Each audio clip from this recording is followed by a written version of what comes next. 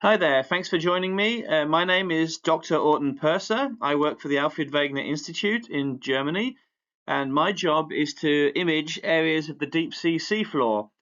I look for new areas to explore, but also I investigate areas which may be potentially suffering from damage by humans, be that pollution or direct physical impacts from things like deep sea mining or fishery trawling.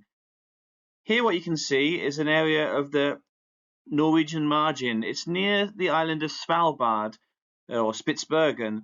So this is an area next to the Fram Strait, which is an area of ocean which joins the Arctic Ocean with the Atlantic, and it's a really important area of the ocean because warmer water passes into the Arctic here.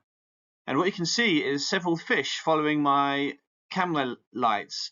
So this is a towed camera, towed behind the ship. You can see those three red dots. Those dots are lasers, so I can tell the size of things on the seafloor. So those dots are 50 centimeters apart, so you can tell that those fish are about 70 centimeters in length. Now this area here is at about 700 meters deep on the west of Svalbard.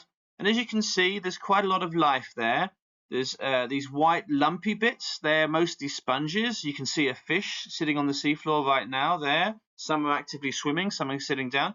You can see these purpley things that look like cauliflowers. That's another sort of sponge. And here where we're passing now, there's a lot of these white sponges. So these sponges are feeding on small particles in the water column, cleaning out the water and growing. So there's a lot of carbon being fixed here. And you can see now there's a sudden gap in the whiteness, and that is a trawl mark. So here where the lasers are right now, a fishing trawl door has pushed everything to the side and removed everything on the surface there.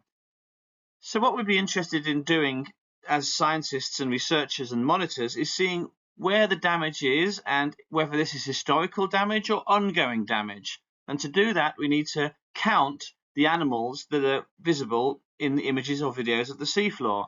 And in this module, you'll be introduced in how to do that. So you would help us by labeling some of these images. We'll show you what the animals are, for example, these sponges that we're looking at now, and you'd mark them on images via the computer.